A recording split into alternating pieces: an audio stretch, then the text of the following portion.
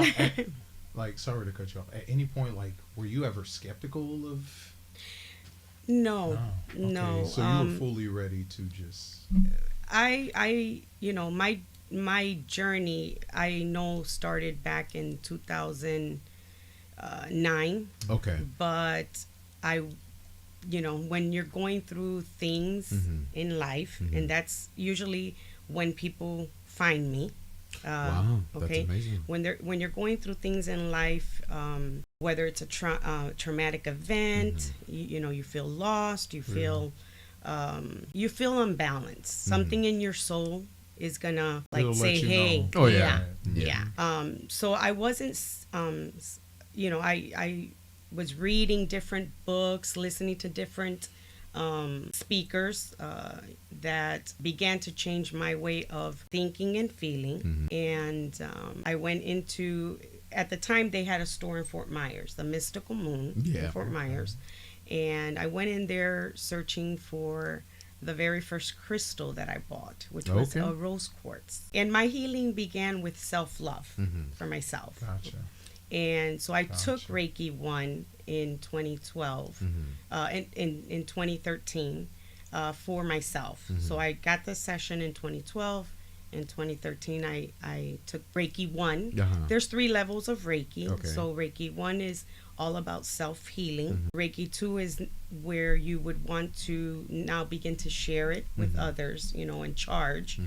And then Reiki 3, which is the master level, is where you are able to teach it, Mm-hmm.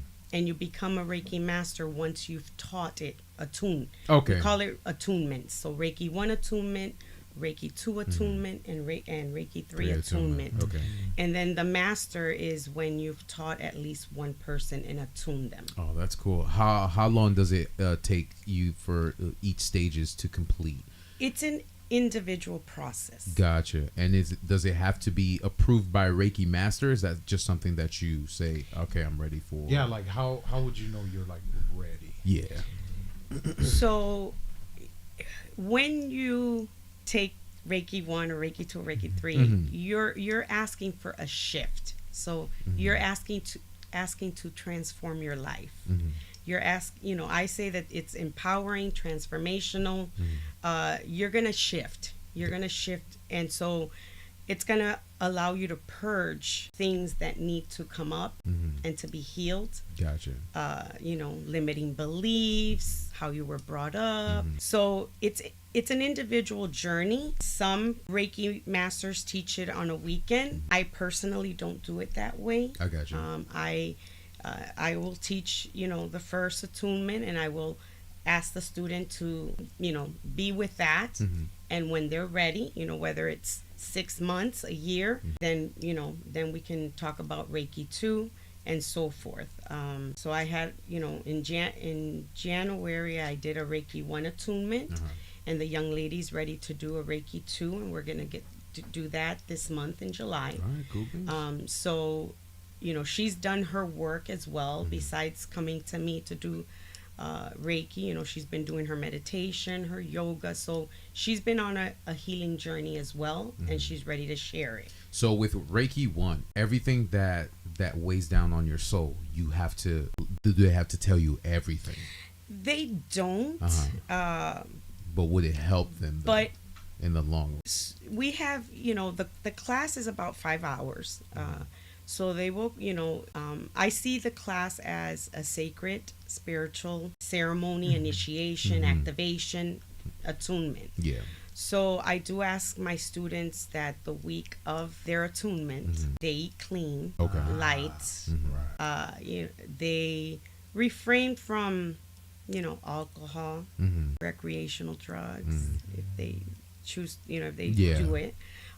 Just because I will be doing the same thing, and at that class we're exchanging energy. So it's like a cleanse. Yeah. You want them the soul to be as pure as feel possible that. And before. and lots of time, I would say the majority of my students, they will go through a purging leading up to the attunement, where you may get a code, but it's, see, I don't see when someone gets a code. For me, I never get a cold or I don't get sick. If I'm getting sick, I'm purging something. I got you. Something's I feel something's that. You're leaving. getting rid of something. Yes, I got and you. it's something that I've asked for because I do full moon rituals, new moon rituals, and I want to release something, and I ask the universe, God, Creator, to help me with that. And so when I know that when I've asked for that, maybe a week or two later, when it's time to release, like I will be sick and I will be like my throat's hurting, and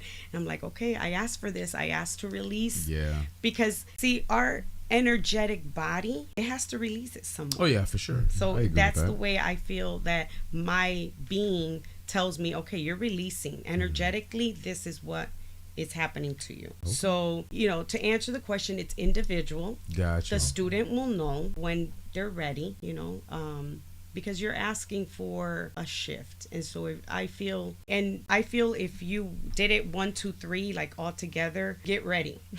I got you. And do you think there's an eventuality? Have you ever had a student that didn't fully? They wanted to do the 1, 2, 3 levels. What would hold someone back from that? Right. And would that not corrupt, but would that interfere with the journey that they're trying to take if they don't release what's weighing them down so it wouldn't hinder. So I like to say, in this process, in this journey, let's say we all go through things.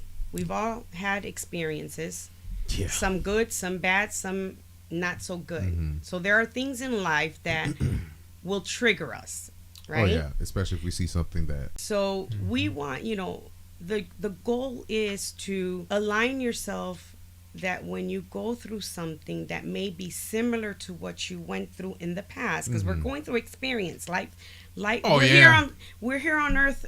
School. This is school, right? Right. So you can, because I have, my life is not peachy cream because I'm a Reiki master. Yeah, okay. We all still go through things, yeah, right? Yeah, I feel it. So, but you smile every day. I see you though. So that's the thing.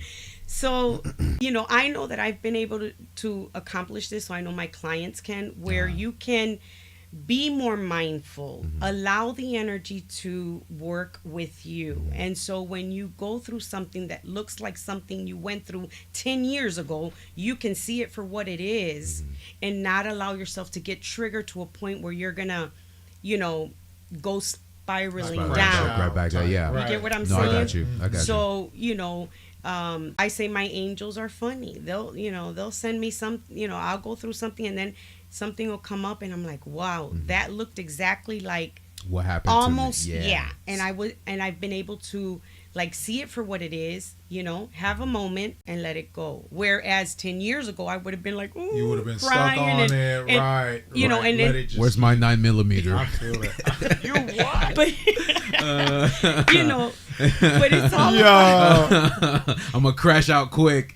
It's all about balancing, your energy centers. Obviously Reiki, the Reiki is universal life force energy that does no harm. That's the terminology, or the what it is. It reduces stress. It helps with relaxation. It's an alternative. Oh yeah, for sure. So we have chakras. We have lots of chakras, but we have 7 major chakras that. If they're not aligned and they're disc or circle, and they should be nice and in alignment, that's gonna affect us in our life. Okay. Could you So